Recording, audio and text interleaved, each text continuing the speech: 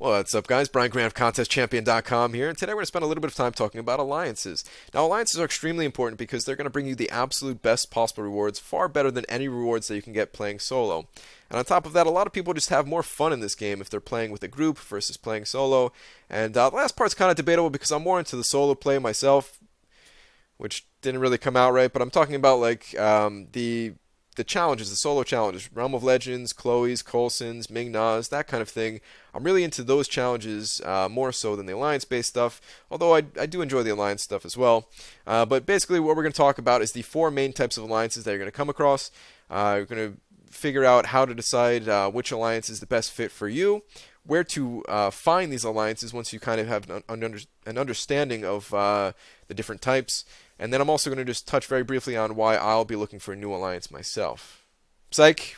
I know most of you, it doesn't even matter what alliance I'm in, but there's like, I don't know, maybe like half of my alliance watches some of my videos, and sometimes I just like to mess with them a little bit. But no, I actually really like my alliance. I mean, just look at this picture. Look at this picture here of Blanka standing atop the throne of our enemies, as the other 9 of us in Battle Group 1 made great sacrifice to get there. We lost that war. It was a close war. It actually kind of stung a bit. Anyway, let's just move on. So the 4 different types of alliances that we're going to look at are the super casual group, the active but relaxed group, the very active 3-day event killers, and then the more hardcore, actually the most hardcore players of the game. Now, I've been in 3 of these different alliances myself, so I can't really speak too much on the absolute hardcore, but I have just put down some general ideas here of what that group of players may be looking for. Now, I also have this little disclaimer here that categories are not set in stone, and that most alliances will have, they're going to be a little bit mixed. So, and they might even cross over more than just one category. So basically, the hardcore players, they're the only ones getting tier 4 class catalysts on a regular basis, but maybe alliance that was this super hardcore group, maybe they decided to become more relaxed, but they're still progressing the game far enough that they are able to get the tier 4 class catalyst. So now that would make them an active but relaxed group who are able to get tier 4 class catalyst. So just keep that in mind that there is some crossover there, but this is just kind of giving you a general understanding of the different categories. So let's break this down by each category. We'll just go very quickly through this list here. So when it comes to champions, the super casual group's not going to have any requirements. The active group is going to require rank 3 4-star champions pretty much. The very active group is going to require 11 or more rank 4 champions. And again, these are only the requirements. Hopefully, there's even some rank 5s or some strong 5-star champions. But looking for about 11 rank 4 stars. This way you can have 5 in Alliance War on defense, 3 on offense, and then 3 in Alliance Quest. This way you're set in all parts of the Alliance events that are going on. In the hardcore group, basically you're going to need rank 4 5 stars. When it comes to Alliance Quest, the super casual group is going to be doing maps 1 and 2. The active relaxed group is going to mostly be doing map 3, but they can go up to map 5 as well. The very active group is basically just going to be doing map 5, and the hardcore is going to be map 5 and 6 only, pretty much. When it comes to tier 4 class catalysts, the casual group is not there yet. They're basically looking for tier 4 basics at this point. They're struggling to get those. Both of the active groups here are able to get some tier 4 class catalysts, but maybe not on a regular basis. And then the hardcore is the only group that can get them consistently. When it comes to donations, there are no donations for the casual group. There may be none for the active but relaxed group. If they're just doing map 3, it doesn't cost anything, so there's no donations there. But may cost some depending on if they're doing maps 4 or 5 and how frequently they are doing them. When it comes to the very active bunch, there are some pretty hefty donations needed. You do get quite a bit of the donations back in the rewards. Actually, let me just pop this open real quick. I'll show you. So you get these are the costs for maps 4, 5, and 6, and then you do get rewards for maps 4 and 5. Map 6, they don't give you anything back. So map 6 is the truly hefty cost right there. When it comes to map 5, it's really not that bad if you compare the what you're donating and then what you get back. It's not too bad at all, actually. Let's go back to our little spreadsheet here. When it comes to Alliance Wars, it's basically going to be tiers 14 through 20 for the casual bunch. and only 1 to 2 groups of them as well. For the active but relaxed group, it's going to be tiers 5 through 13. So now you're getting these tier 4 shards, maybe tier 5 shards, depending on how good you guys are. And it's going to vary between 2 and 3 groups depending on your alliance and how many people are in and currently active. For the very active group, it's going to be tiers 1 through 4. You're always going to be getting 5-star shards basically, and it's always going to be 3 groups running. When it comes to the hardcore bunch, basically just going to be doing tier 1. You're at tier 1 when it comes to Alliance War in 3 groups at all times. For Summoner Advancement, the casual bunch only is going to get Summoner Advancement rewards sometimes. Maybe you're able to do it every week, maybe not. When it comes to the active but relaxed bunch, you might be in a bi-weekly reward system where 1 week you're saving up all of your crystals and everything like that, and then the next week you're opening. This way you make sure that you hit the requirements to get the rewards. Maybe you're able to do it every week. It kind of depends on your alliance. When it comes to the very active 3-day event killer group, you're definitely getting it every week because you're getting more crystals in general, so you are able to get that Summoner Advancement score up there. And of course, for the hardcore, it's weekly as well, and you're ranking quite high in the hardcore group. When it comes to 3-day alliance events, you're probably not going to hit any of the final milestones for the super casual bunch. You'll just get some of the lower milestones. When it comes to the active but relaxed group, normally you're only hitting the completion rewards. And I should take a step back here. There's 4 different 3-day events, right? There is completion, item use, and then there's 2 separate events for arena.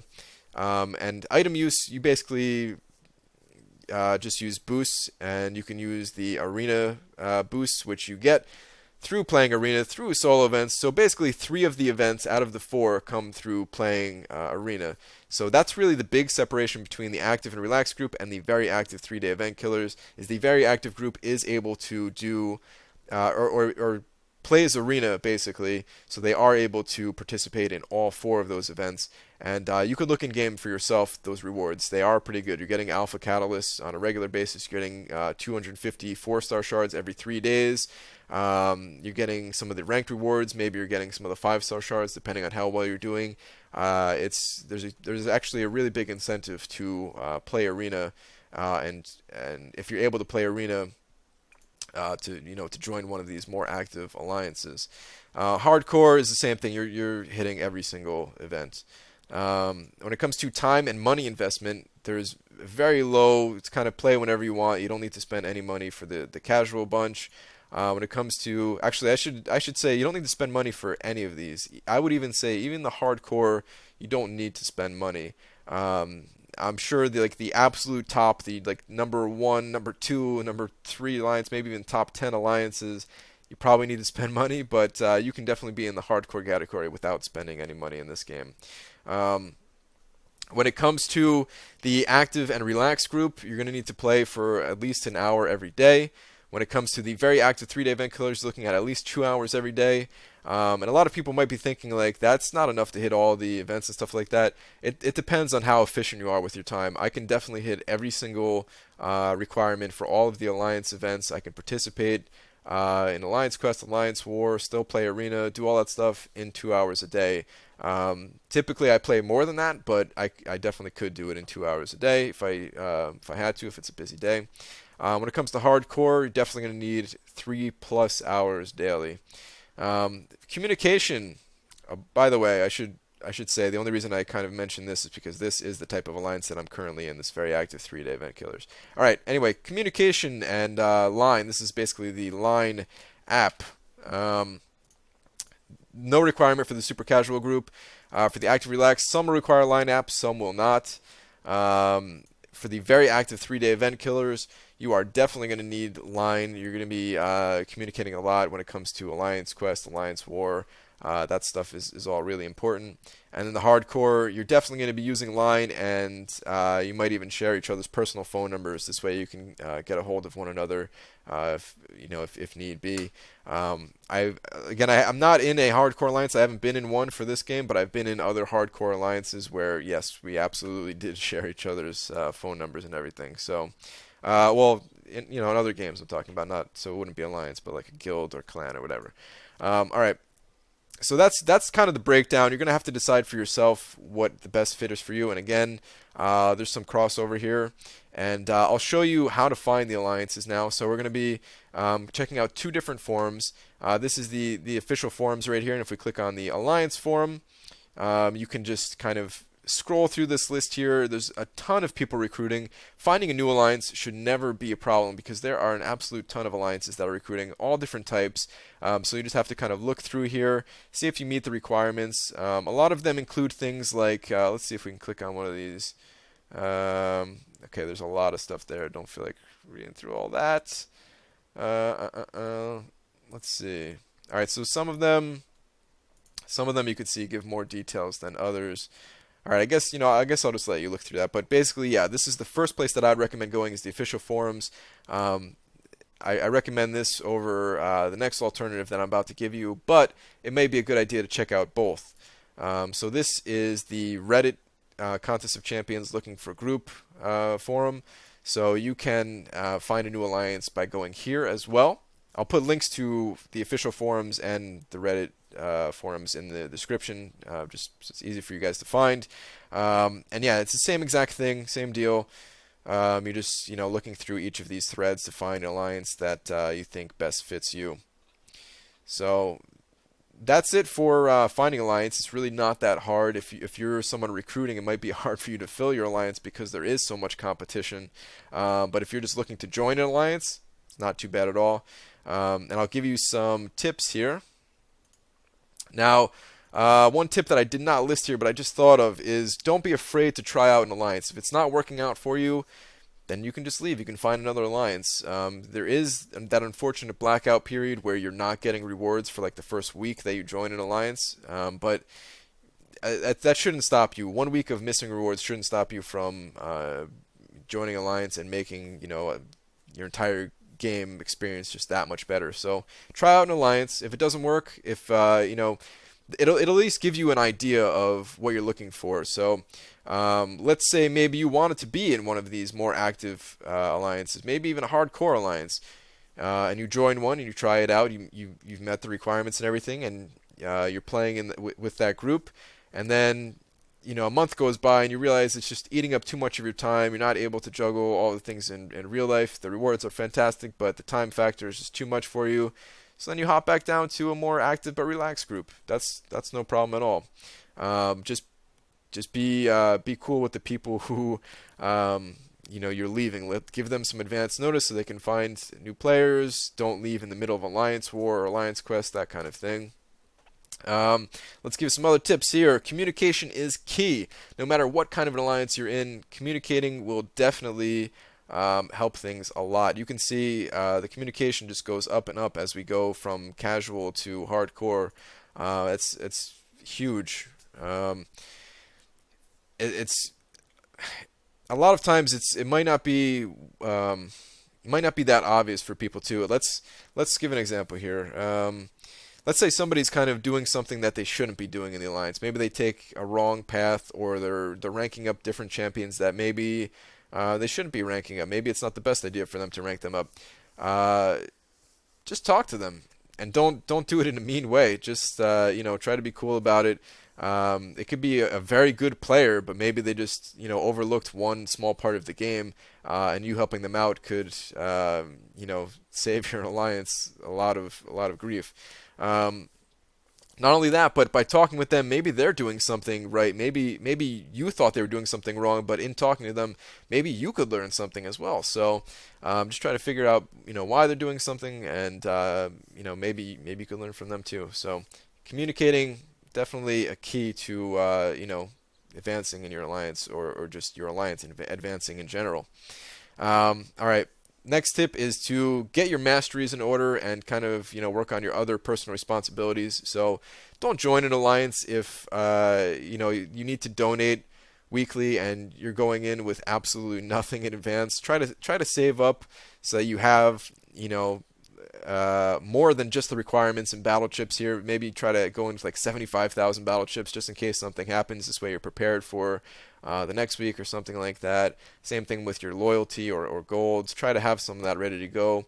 work on, parrying, and then I mentioned masteries briefly, but the thing is, alliances, they can kind of see your masteries without seeing them, because they do affect your champion's ratings. So if your champions are highly ranked but they're very low rated, um, they'll very likely ask you questions about your masteries, because your masteries are probably not set up right. And I'm not saying that you need to get the absolute highest or best masteries. You don't need to have the suicide masteries, which will of course give you a higher rating. A lot of alliances don't want you to have the suicide masteries, so I'm not telling you to do that. I'm just saying get a decent mastery setup going.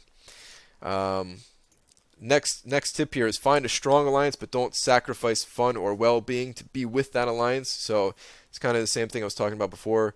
If being in an alliance is requiring too much of your time, or it's just not fun, it feels like a job to you or something like that, the rewards aren't going to be worth it. You're just going to get burnt out, and you're not going to want to play the game at all. So find the best alliance fit for you. If that might be the super casual group for you. Maybe you just want to play every once in a while and just mess around with some champions. You don't want to have any requirements to do anything at all, but at least join the super casual group. This way you can get some of the rewards of being an alliance at least. Next tip here, it may be more fun for you to grow with an alliance versus just finding the absolute best alliance. So I think it's a lot more fun in any game that I'm playing if I find a group of players that are at a similar level that I'm at, and we can all grow together, versus just joining an alliance who maybe they've already achieved what I'm looking to achieve, and it feels like they're just getting the rewards for me at that point almost. Like I don't know, that's not fun to me.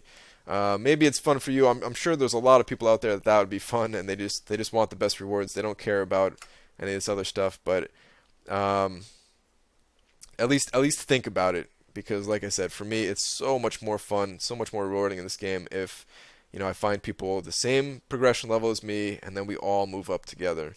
I really enjoy that aspect of just gaming in general. So, leaders. Okay, so every alliance needs some leaders. And it can be fun, but it can definitely be stressful. And it's definitely not for everybody, but if your alliance asks you to be an officer or something like that, try it out. Try it. If you've never been a leader or an officer in any game before, just try it out.